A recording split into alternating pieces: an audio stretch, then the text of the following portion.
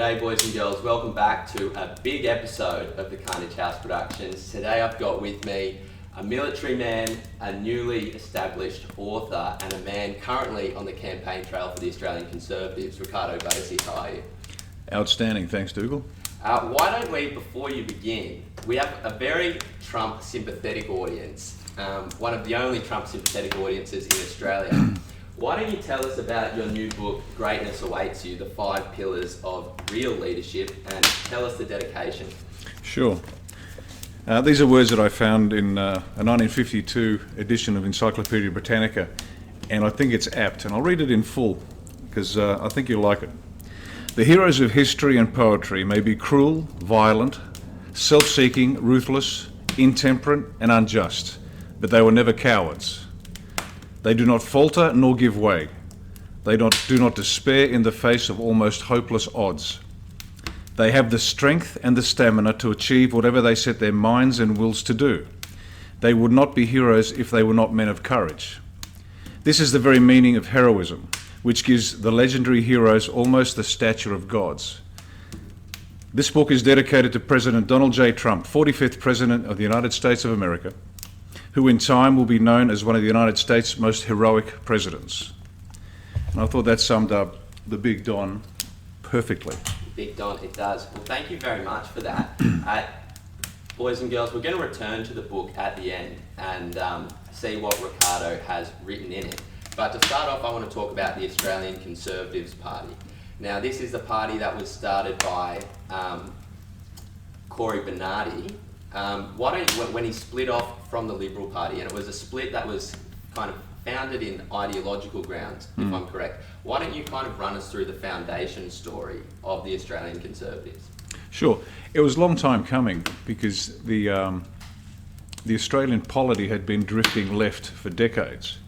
And most of us sort of sit back and think, no, I'll be okay, I can see things are a bit wrong, but somebody will take care of it. But what we didn't notice was that it was drifting and drifting and drifting and drifting. It eventually got to the point where it was clear that elements of the Liberal Party were now Labor were now communists, and the Greens are insane.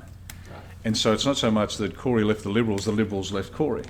Now that's not entirely fair because there is a rump of good conservative Liberals still in the party desperately trying to hold ground. But the forces dragging the Liberals to the left are almost insuperable. Almost, because we can bring the country back. And so Corey eventually said, enough's enough. And he knew he'd take a hit in his popularity for an apparent act of betrayal. And I can understand that. But on the other side, it wasn't so much he betrayed the party, but the party betrayed him. And the party betrayed their voters and their supporters. And the evidence was that they left in droves.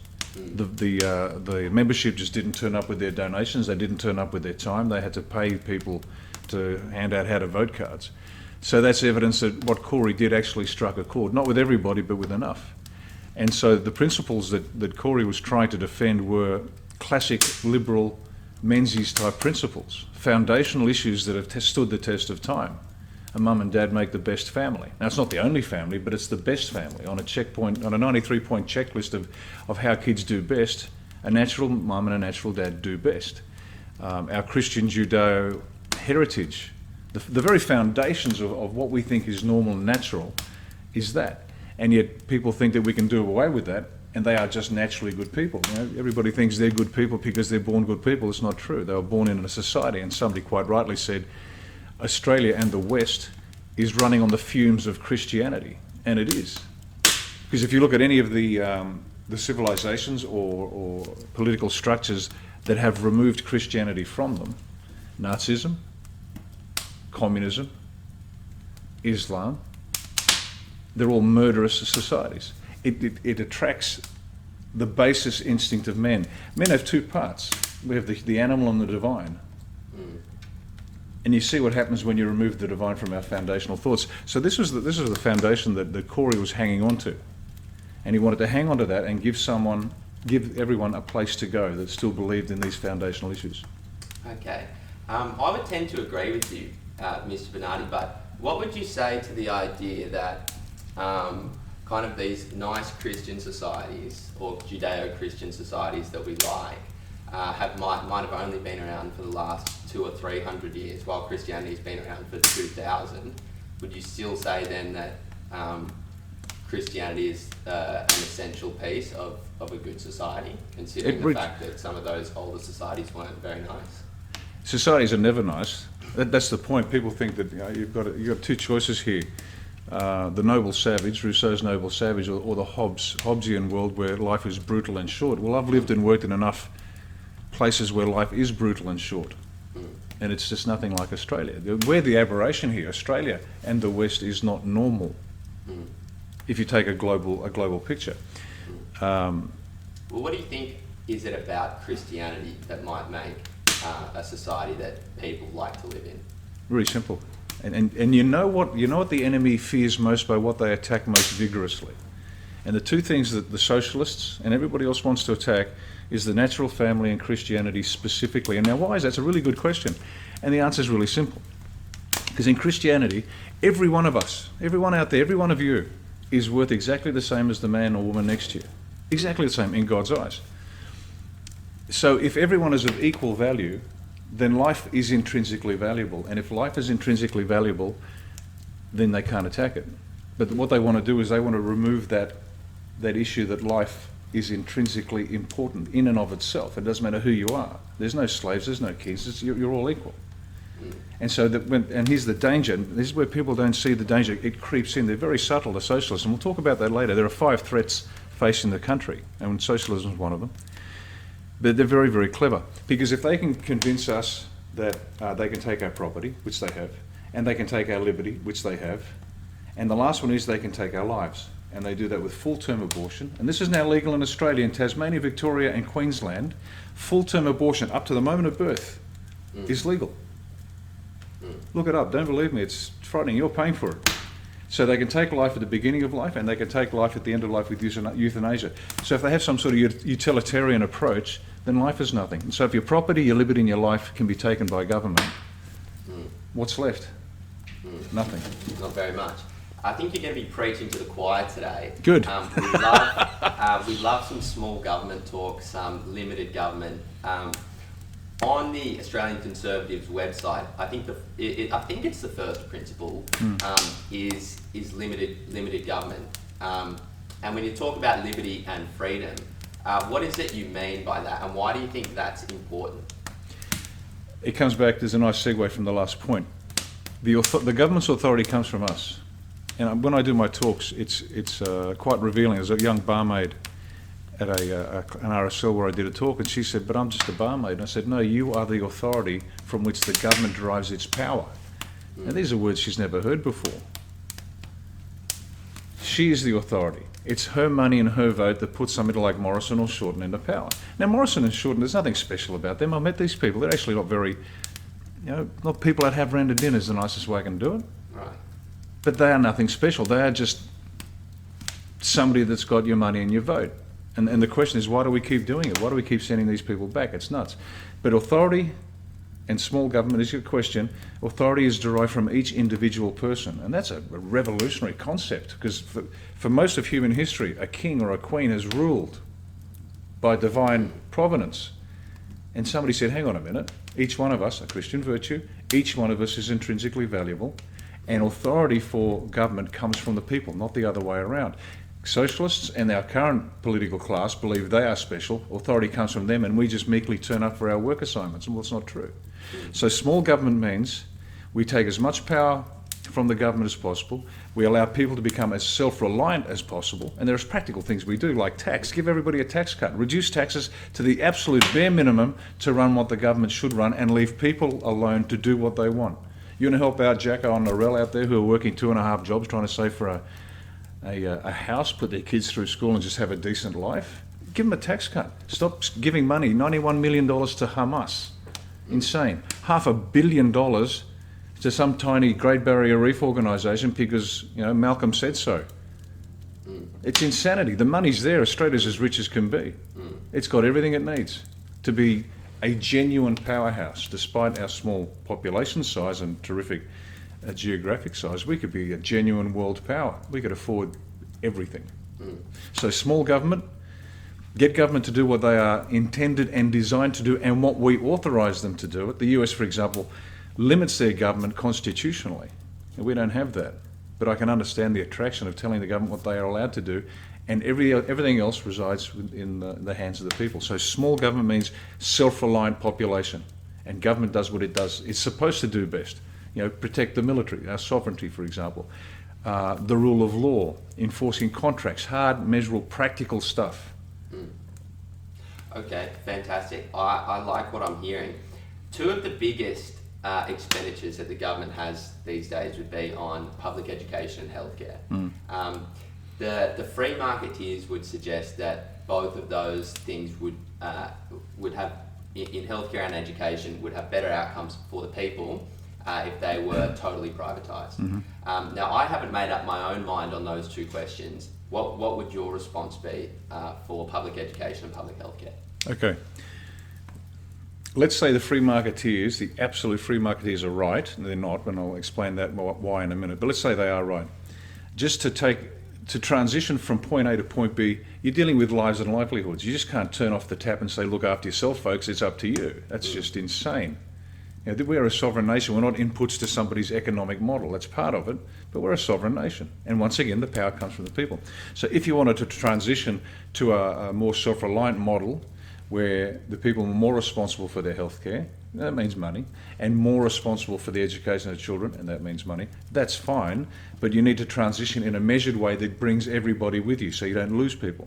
Point number two, there's always going to be a part of the community that is just incapable of looking after themselves for a whole range of reasons. Legitimately, they just need help. And it's about, believe it or not, 7 to 10% in my estimation, and they just need to be looked after, and we can't leave them behind. So there has to be some element of safety for those that are incapable. Now, unfortunately, there's a bunch of lazy buggers that pretend to be incapable, and they want their hand out saying, give me more. Well, no, that's not the way it works. Because every dollar that we give them, it doesn't come from the government, it comes from somebody else. Well, it's an interesting point, and Jordan Peterson, I know Joel's a big fan of. Quick shout out to Joel Jammal, who organised this. We had him on the podcast last week. But Jordan Peterson says that, I think it's the US military, and you might know more about this than I do, has an IQ level, an IQ cutoff for people it takes in to join the army, to be like kind of rank and file soldiers. And I think the number, it's 72 or 82, but basically 82. But basically there's a cutoff number which says that if you have an IQ under 82, any task we give you you're actually not going to perform it in any legitimate way or any way that'll actually improve the state of the task from the point at which we gave it to you. So what that means in real life, in a normal society, I guess, is that those people just don't have the mental capabilities to perform a job well enough, I guess, that they can earn a decent income, potentially, right? And so that speaks to the point that there might legitimately be people who can't look after themselves. And I guess then it's a kind of tough divide between how much do you provide, because then you also get the people who kind of pretend, but then you also get the people who need the help. But so what would your policy be, let's say, or what would your preferred policy be for education and healthcare in Australia? Well, let's just finish the healthcare off, or the supporting those that can't help themselves. Charities for decades have done fantastic work. Sheltered workshops, they used to be called. Now a term of derision, but in those days it was a place where those who couldn't look after themselves could contribute meaningfully to an organisation. Packaging and sending off parcels, for example. There's a good example here in Sydney. And companies that genuinely employ the disadvantaged can be given tax breaks. And there's human dignity in that. And these people love the fact that they work, they earn a pay, and their independence is ensured. So there are ways the government can cut these organisations, genuine ones, not the shysters, of which there are plenty. Give them a tax break, for example, so to allow them to employ these people and give them some dignity in their work. And it reflects upon us. It's good for the Australian soul to know that we don't leave anybody behind. That's a very military thing. You never leave your mate behind. If he's down, you go back, you pick him up and carry him out of battle. It's the same thing with people in society. Now, in terms of education, it's interesting. There's a story which your viewers may or may not know.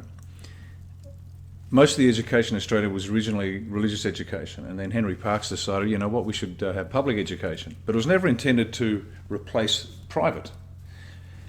But eventually, the money was being paid to public schools, and they said, okay, we'll do that, no problem. And the private schools, and they weren't wealthy people, these are just religious people who had no more pennies to rub together than anybody else, but they used to pay for their own education. And there seemed to be an imbalance. And then when Menzies was in power, the point that it was inconsistent that the people paying school fees, say for a Catholic school, they were paying school fees and tax, and the tax was paying for the public education. They said, look, this isn't fair. We're paying twice. And Canberra said, well, we don't care. And so the Archbishop, I think it was down in Goulburn, said, right, you want to take care of education? And he closed down all the schools in Goulburn and sent all the kids to the public schools. And of course the system completely overloaded and broke. Right. And they made the point. It lasted some weeks, the strike. And then eventually the government said, you're right, okay, tell you what, we'll give you some money to assist you, that's the private schools, simply because your people are paying twice. Now, that's a good model. The public schools, we pay for public education, which is a good thing. Those that want a private education, and generally because of the quality of the education or the religious beliefs, that's why it exists, they should be assisted because the country cannot afford to educate every child in the country, and we are those of us that send our kids to private schools are subsidising the others. Now, the policy we do have, which is critical, is we want to introduce vouchers. So parents get a voucher that they can spend in any school in any location. Because at the moment you're compelled, if you want to go to a public school, you're compelled to go to a particular school in a particular area, and you have to accept whatever that school gives you. And some of these schools are not good. Now, there's some dedicated teachers, so don't go tearing your party dresses or running around with your hair on fire. There's some excellent dedicated teachers and principals. There really are. It's fantastic. But some of the things that are being taught in these schools is nonsense. That's the curriculum. And secondly, some of the teachers are just bloody awful.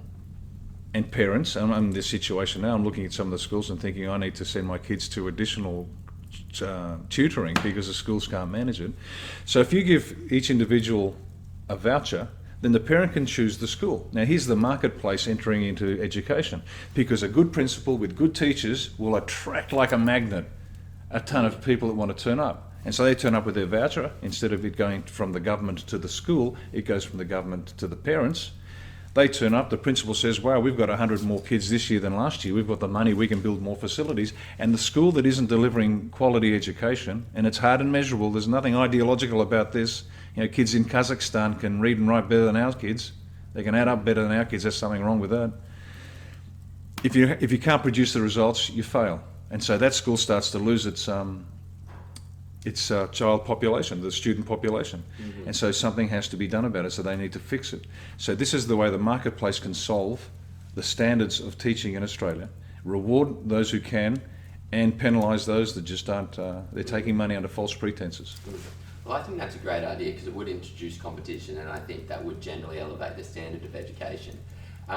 But do you think that would change the amount of money that gets invested into public education overall? Because it is quite expensive, and if you want to reduce taxes, would you support cuts to public education, or how would you? Not initially. Once again, there's a time factor we've got to introduce here.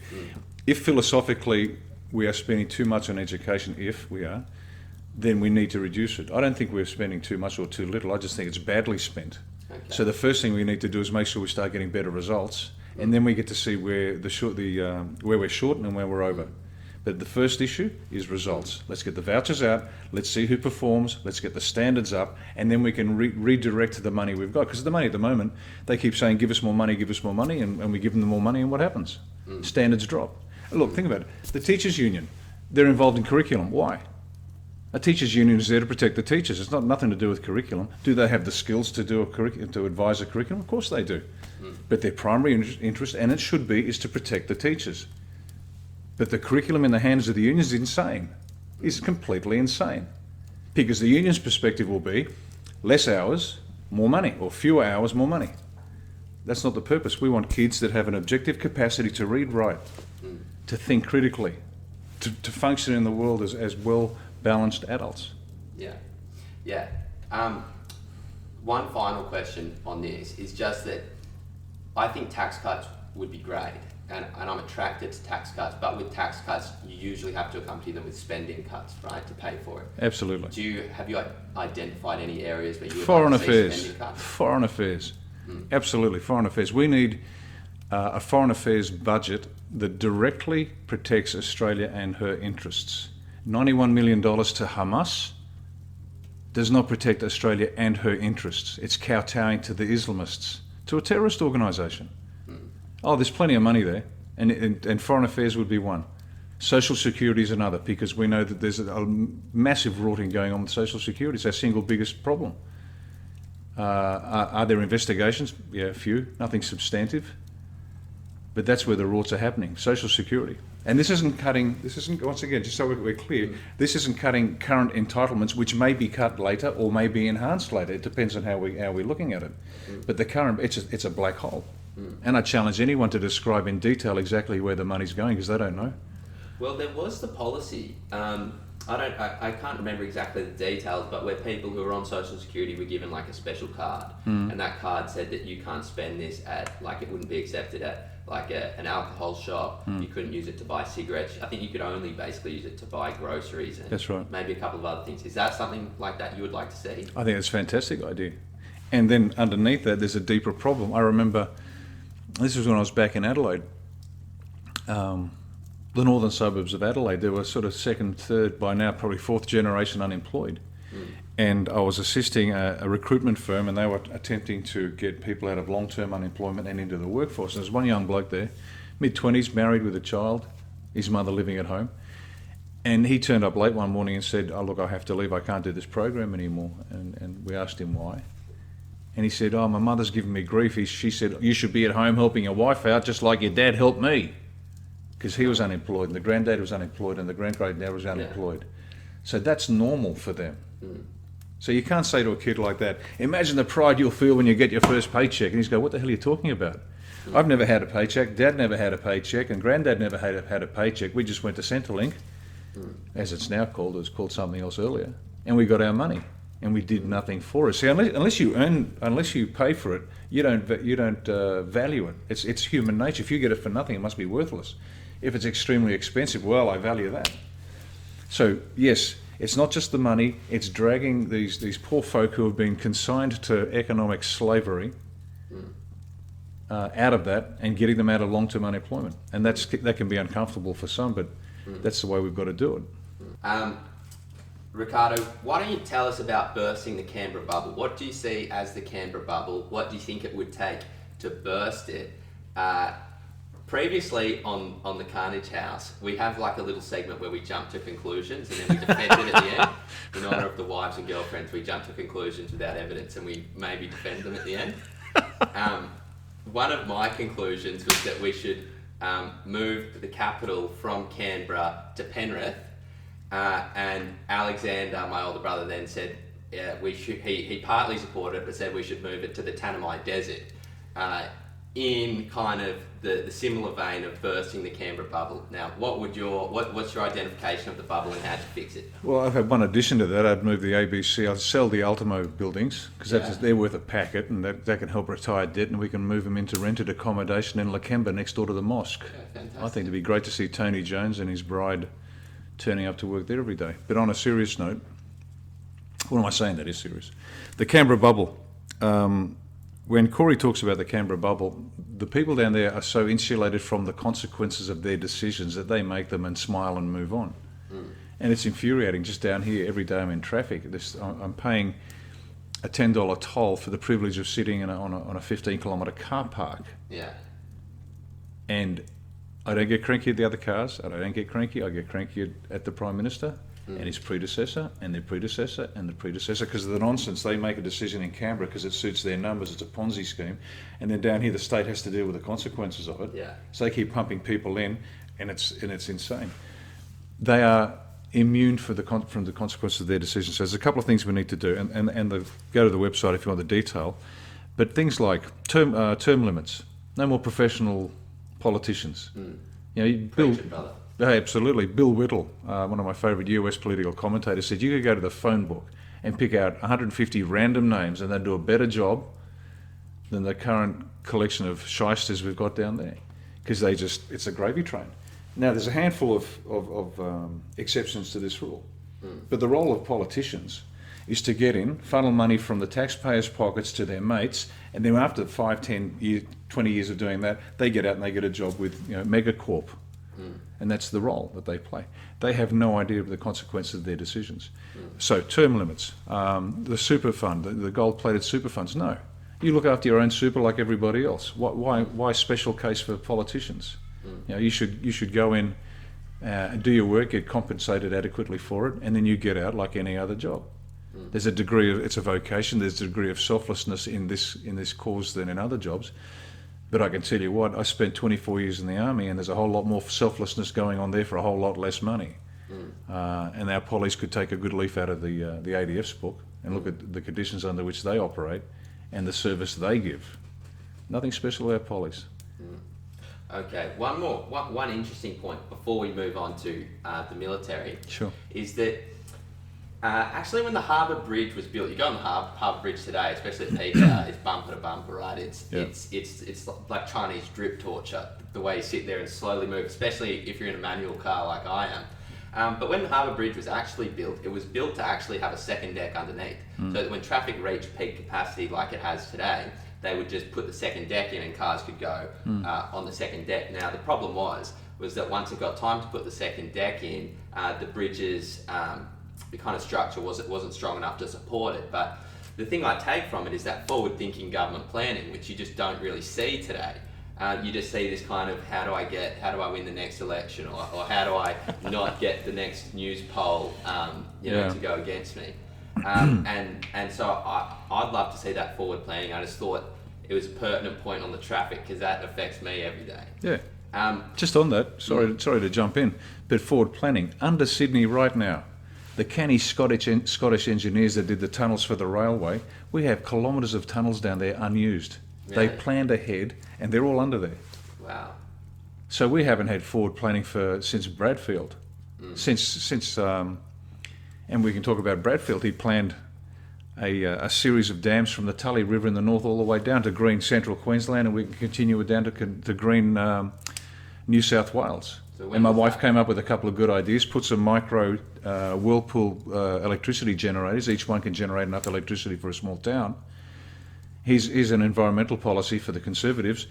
What do plants need? Food and water. So we're going to have more CO2 because of more coal-fired power stations. We're going to dam as many rivers as we can, and you'll get water flowing all the way from Tully. And in the military, I've slept in 6 inches of water up in Tully because it's so bloody wet, and there's a secret to it, I'll tell you.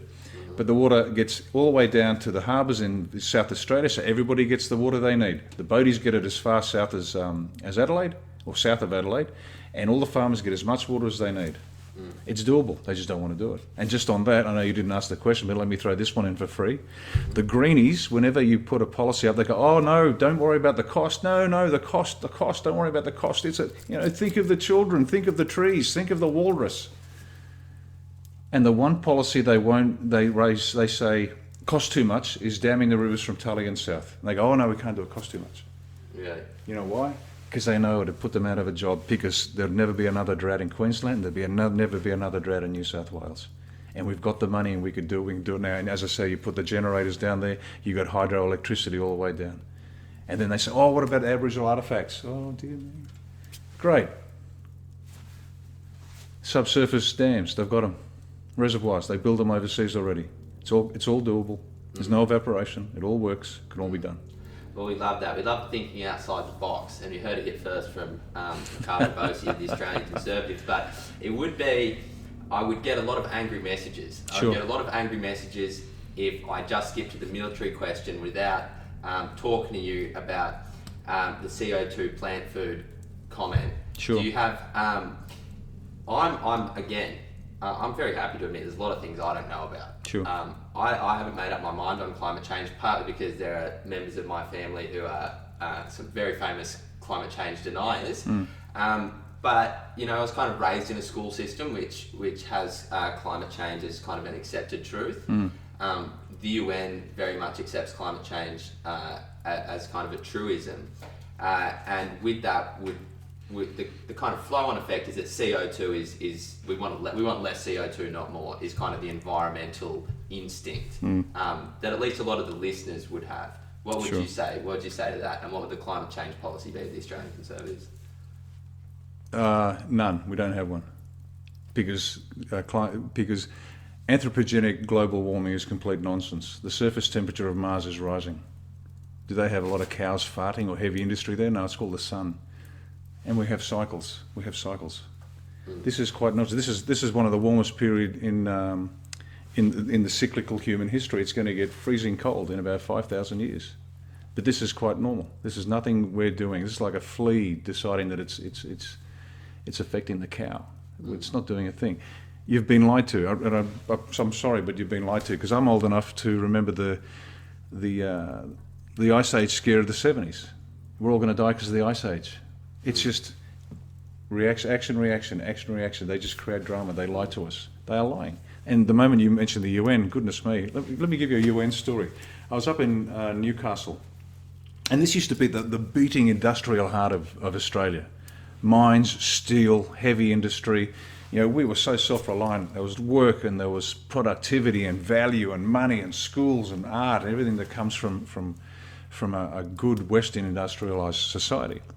And I was up there some weeks ago talking to a crowd, and I said, look, one of your big challenges is the UN. And I knew what I'd get. I'd get the glazed over looks of Jacko and Norell from Newcastle saying, what the hell's the UN got to do with us? And that's a good question. I explained to them, I said, did you know that your mayor, the mayor of Newcastle, in I think it was 2016, you can check the dates if you like, 2016 I think, went to Geneva to sign a compact with the UN to say we are now a UN local council. There's this global network of councils.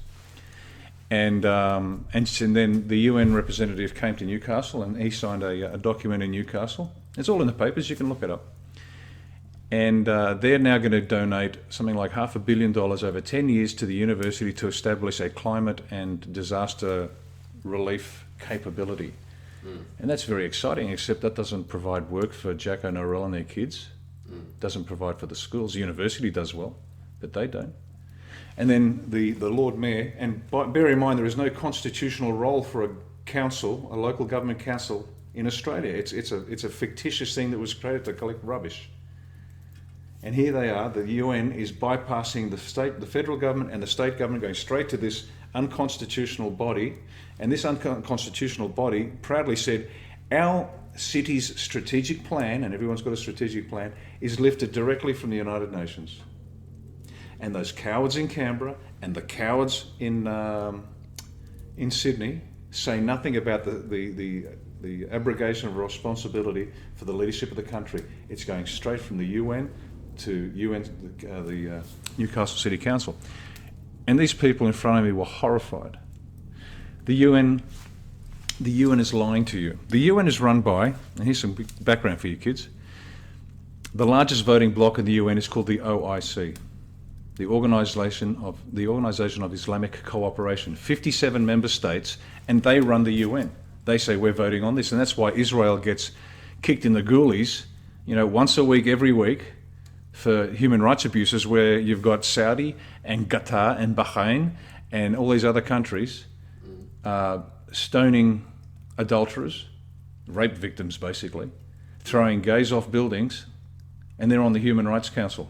Anything that comes out of the UN is utterly suspect. And they've got a lovely blue flag, and if you want to believe in Kumbaya, then great, but don't do it with the UN, because they're a bunch of crooks. Okay, great. Love that. Now, this is a topic, our next topic, the military, is one that you would have particular expertise in. Sure. You spent how long in the military? 24 years. And what was your service comprised of? What did you do? Okay, I served in a number of fighting regiments as well as staff positions and training positions. You've got three types of jobs. I was in the Royal Australian Regiment, 2nd 4th Battalion, which was light infantry, which means you carry your house on your back. There's nothing light about carrying 60 kgs on your back. Then I was in the 5th 7th Battalion, which is mechanised infantry, which is far more comfortable because you've got an armoured personnel carrier to carry your food and water and ammunition.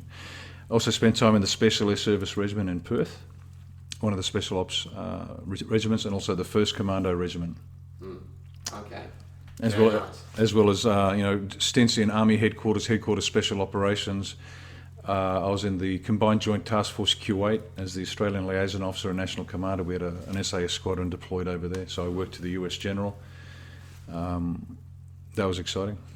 Well, before we get into the military, we should just extend on behalf of our audience a quick thank you. Most of us will never really, will never join the army, and we'll never really even see the army. But our lives are definitely, we definitely benefit from having the army there. I assume you guys go through a lot of stuff that we couldn't really imagine that lets us do our day-to-day stuff. So I think it's good usually to pay a tribute of thanks and respect. So on behalf of the Carnage House audience, we'd like to say thank you. And now we want to talk about the military. Why don't you tell us what you think the state of the military is, what's good, what's bad, and what needs to be done? Okay. There's some good plans to enhance our capability to deliver lethal force against the enemy. And you've got to remember that's what the Army, Navy and Air Force are there to do. We're there to kill people, that's it. Now, clever military leadership will shape a battlefield to minimise the casualties and to convince the adversary that it's time to go home. But that's just an approach, because diplomacy can do that, trade can do that, corruption can do that. But in the end, as a force of last resort, the government says we need you to go over there and kill some people, because there is no meeting in the minds. And if anybody believes that we've evolved beyond barbarism, I hate to break your hearts, but you look at the world in one or two ways.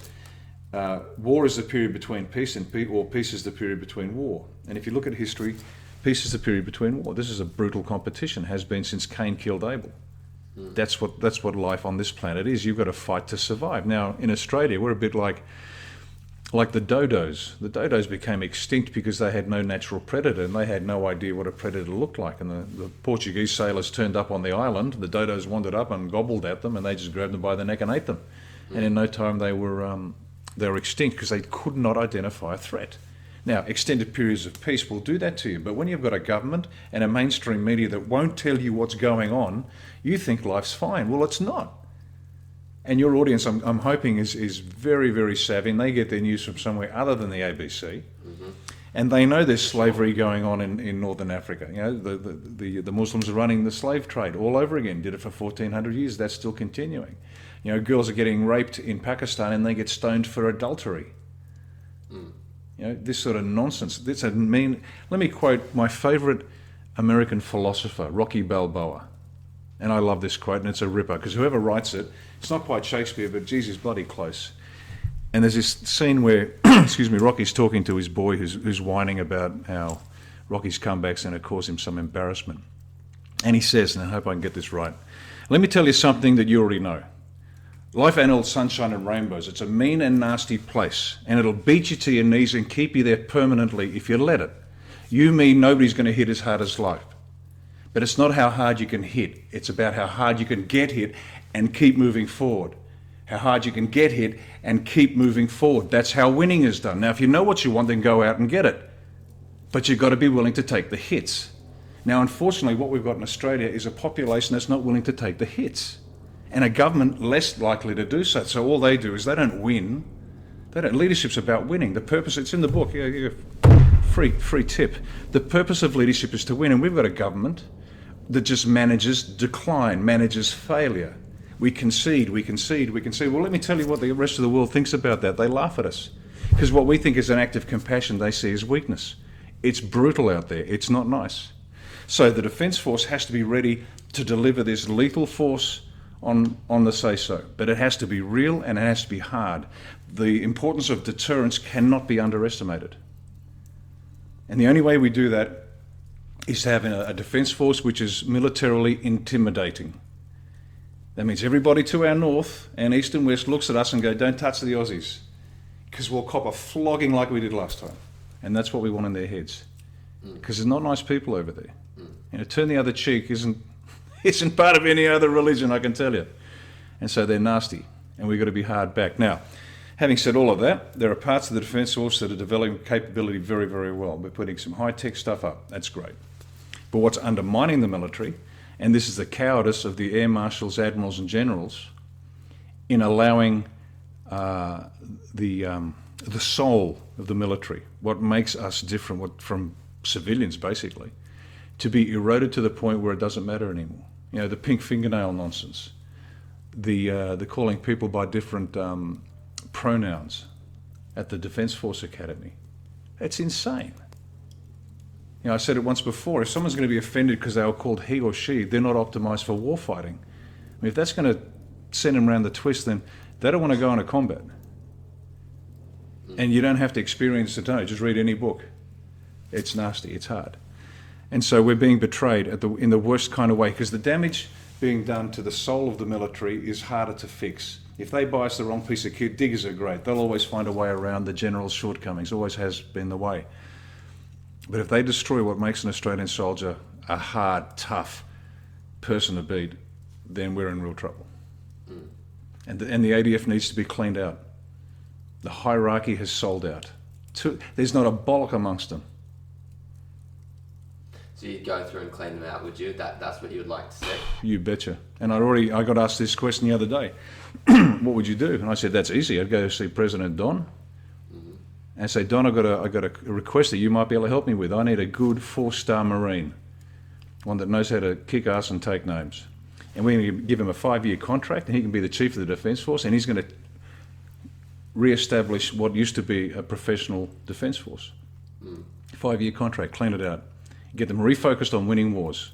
And anything that doesn't contribute to increased lethality on the battlefield. And that's the metric that counts. Nothing else matters. Better lethality than the enemy. That's his job, to get them back up to scratch. And then, over that 5-year period, 1 or 2 or 3 or 4 or 5 of these air marshals, admirals and generals might demonstrate they have what it takes in here to lead a defence force for real. That's how I do it. Okay, fantastic. That's a pretty interesting idea, and I think Don would be happy to help if you Well, went up to. when I meet him, I'll let you know. Let us know. We'd love to talk to someone who's met Don, because we've got a lot of fans, but not a lot of real life experience. So we've got a lot of the Australian Conservatives and a little bit of Riccardo. That's where I want to take this now. We heard a little bit about your military experience. Why did you choose to go from the military into politics? I didn't, not from military to politics, I went from military to business. Excuse me. I got to the point where I was a Lieutenant Colonel in Headquarters Special Ops, but I knew that I'd want to get out at some point, and I didn't know whether I wanted to go into a major corporate or become an entrepreneur. And the idea of going from one large lumbering organisation to another large lumbering organisation didn't thrill me, so I did some business courses. And this is while I'm still in the military. I just started starting companies. So I'd get an idea, put some money into it, and see how it worked. And I did this over and over again. And so that was 6 years. I was in business for 6 years while I was in the military. And then when it came time to get out, I did, and I was fine. So it was an easy transition for me. Normally it's quite challenging. And then so I consulted for about a few years on my own. I made a clean cut from the military rather than consult back to the military. I wanted to make sure I broke away so I could stand on my own 2 feet in business, which I did. And then the trigger, I was always been interested in politics. You know, politics to me is better than a grand final. An election is better than a grand final. But what happened was the actual trigger that pushed me over the edge was my then wife, and I better say this politely, but we parted company and I experienced the family law system. And I thought, no problem. I've heard horror stories, but no problem, because I've lived a good life. I'm not a rapist and murderer and bad guy. I've done all the right things. So this should be easy. And I actually said to my wife, look, you can have everything, including the superannuation. Just don't fight me for custody. 50-50, and we'll call it quits. That's not how it went out, because all of a sudden I realised that only 17% of the time the dad gets the child. And that's not right. I found that the perjury is no longer a crime in a family court, and so you can imagine the sort of allegations that get made. Stupid me just playing a straight bat, but I'm glad I did, because that's the only way to do it. Long story short, 8 years and about $500,000 later, it's not like I had $500,000 sitting around just waiting to improve some lawyer's property portfolio. I finally got custody.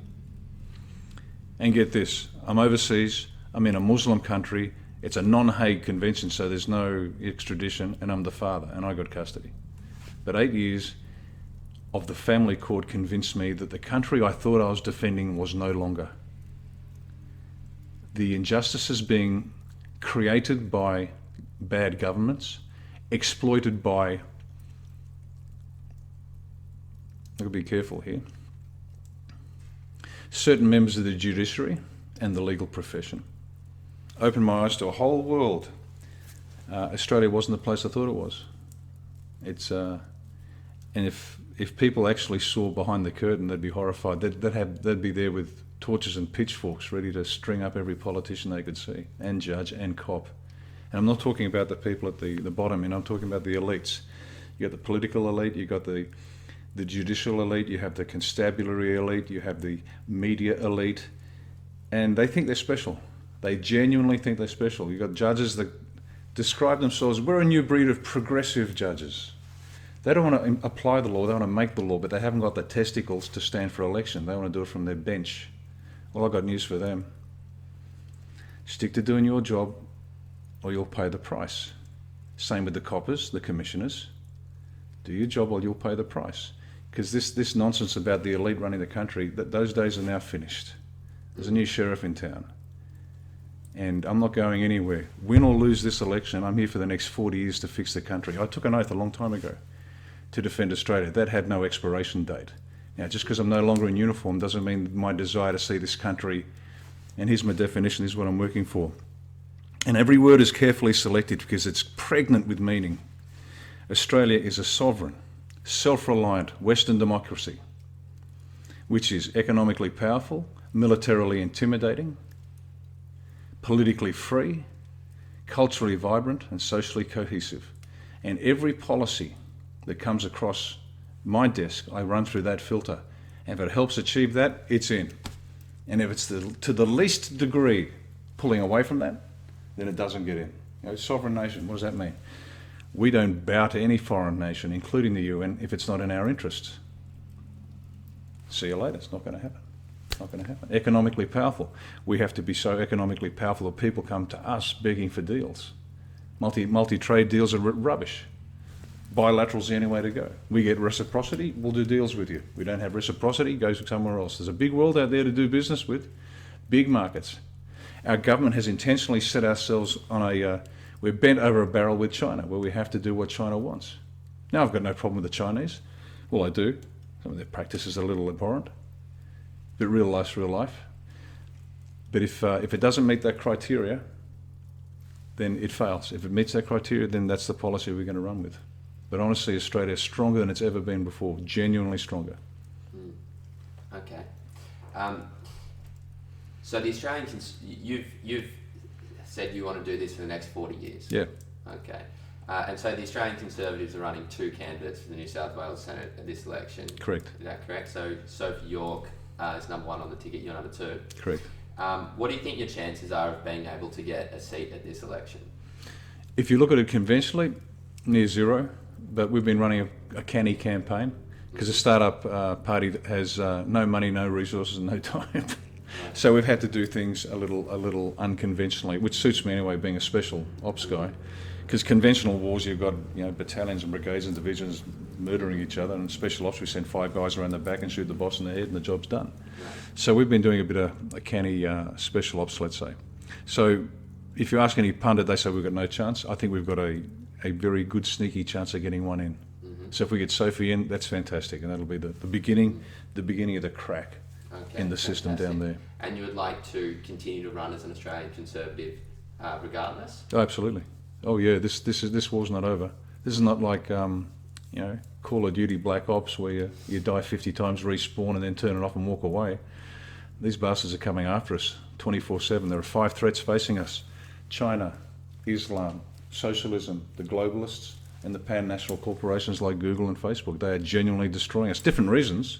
They all want to control the world for different reasons.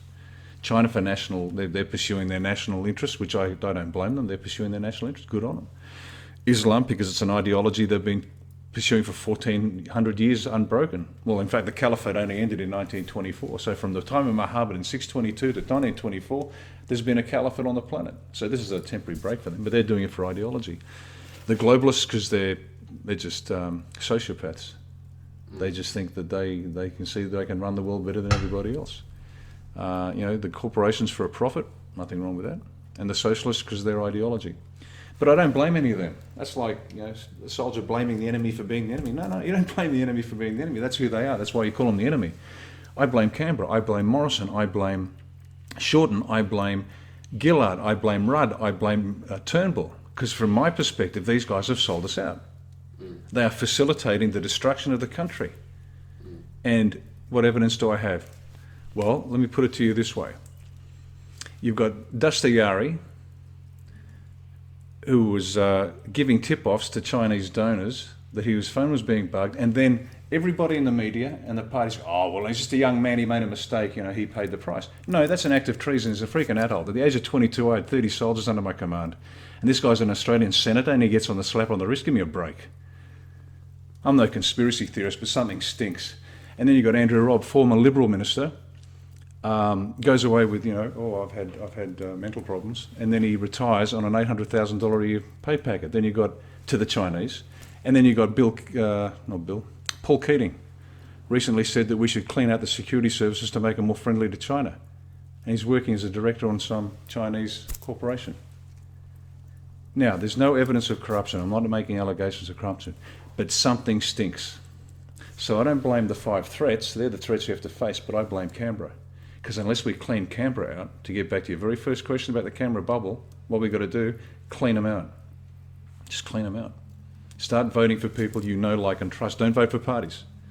Vote for someone you personally know, like and trust to represent you, and it'll take time. This won't be fixed in 2 or 3 election cycles. That's why I said 40 years. We've got to rebuild the country from Canberra up, believe it or not. Vote below the line for people you know, like and trust who will represent you and your interests. That's how we do it. Well, there is undercurrents, even in the Liberal Party. Jim Molan below the line is one of the strongest campaigns. He's my number 3 pick. He and I are in direct competition, and they say to me, it's not smart, don't put Molan there because he'll take votes from you. It's not about being smart, it's about being right. It's about being good. And there's a great Martin Luther King quote. Actually, I want to read it because this is important. I want your viewers to get this right. Okay, for those listening to us on the SoundCloud or the iTunes, Riccardo's just flicking through his book, Greatness Awaits You, the 5 Pillars of Real Leadership, to find the quote he's looking for. Okay, and this is under the subheading of a moral people, and that's what we've got to become again. And every individual, if we do this, then we are unbeatable. Nothing can beat a moral people, ever. No army, no armament. And here's the quote from Martin Luther King. Cowardice asks the question, is it safe? Expediency asks the question, is it politic? Vanity asks the question, is it popular? But conscience asks the question, is it right? And there comes a time when we must take a position that is neither safe nor politic nor popular, but one must take it because it is right. And that's where we are. If every individual in the country decides to start doing what is right, we've got a chance. Okay, beautiful. Now, before we finish up with the book, because I do want to talk about the book, and I want you to tell the audience why they should read it. I want to get a quick policy prescription for a few interesting issues. Sure, shoot. Number 1, should Australia do more to help Julian Assange? Absolutely. Man's a hero. Beautiful. That's going to be a very popular opinion. I think there's a few people will vote for you just saying that. Marijuana legalisation. No, dumb as dog poo. Okay. If Donald Trump puts boots on the ground in Venezuela, should Australia follow? Not an area of interest. What should Australia's position be towards China in the South China Sea? Stop the expansion and make sure it doesn't get any better. And more importantly, start re-establishing our relations with the Pacific Islands and nations so we are their preferred ally and not the men from the north. Okay, great. And the final one we've touched on a bit, but I just want to give you a 30-second synopsis of the Donald Trump presidency. Brilliant. Heroic. Not polite. Not presidential. He actually said he doesn't even know what presidential means, and good on him, because they didn't need it. There's a great line out of one of the Batman films. They didn't get the one they wanted, they got the one they needed.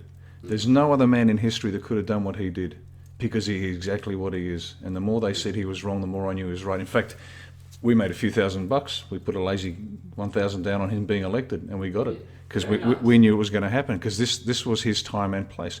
And people were saying, well, he's not like everybody else, and we're saying, thank God for that, because there's this cabal between the left and the right.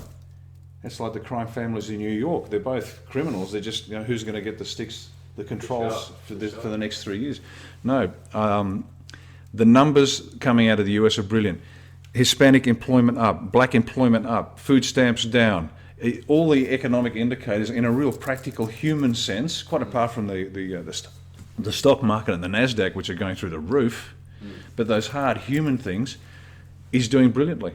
But you won't know that in Australia, because those that listen to the ABC, all they know is orange man bad, orange man bad, orange man bad. And when you ask them why, their heads explode.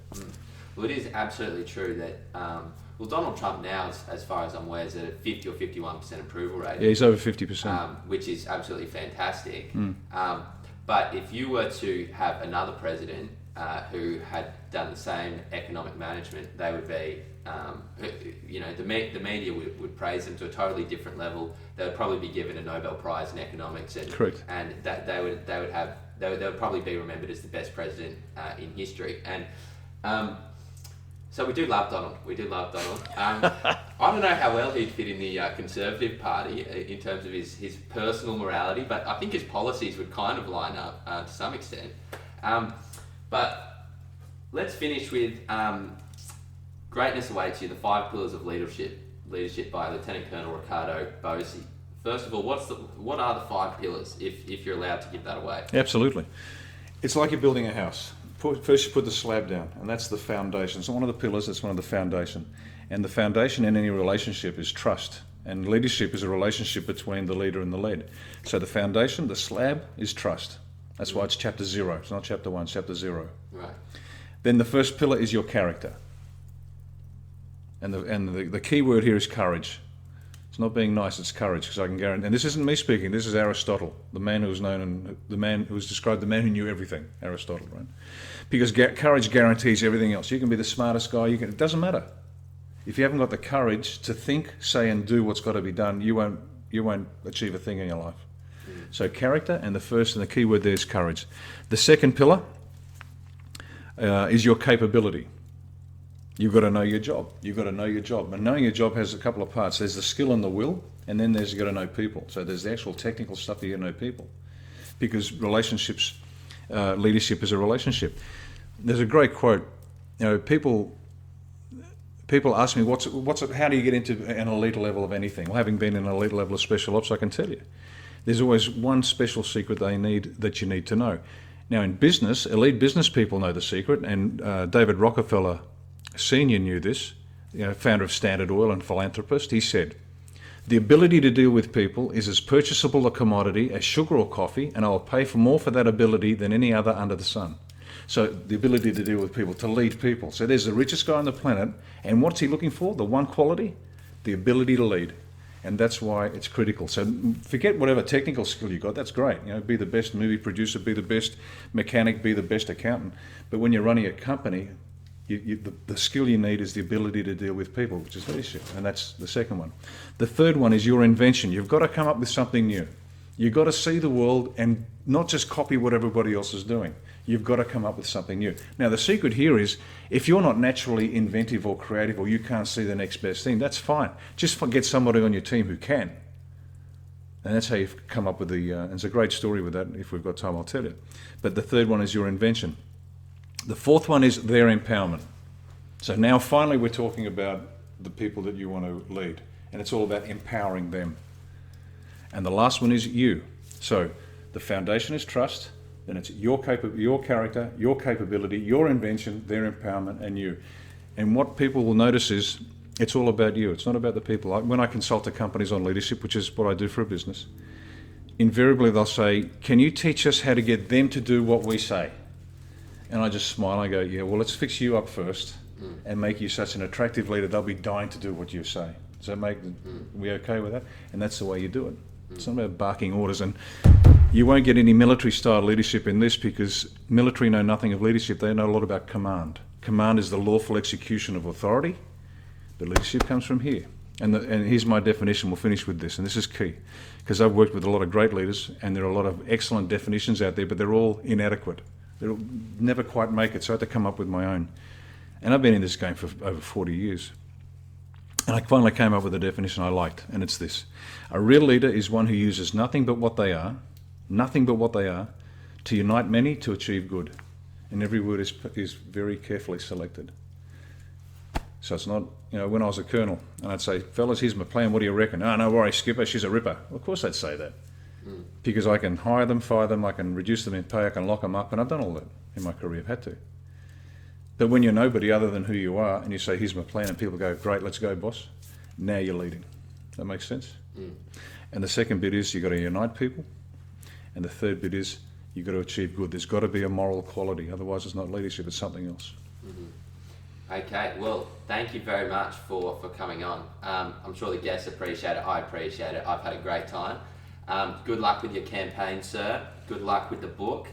You know what? We've talked about it before, but we haven't quite executed it yet. Start doing book reviews. This might be a good one to do our first book review of. So if you'd like that, let us know in the comments down below. Let us know what you thought about Riccardo Bosi, and let us know what you think about the Australian Conservatives. Is it a party that you'd like to follow? Is there something you'd like to clarify, or something, some suggestions? We'd love to hear it. Thanks for coming on, Riccardo. Hopefully you can come on again sometime in the future. Absolute pleasure. Thanks, Dougal, and have a great life, kids. Okay, see you later. Bye-bye.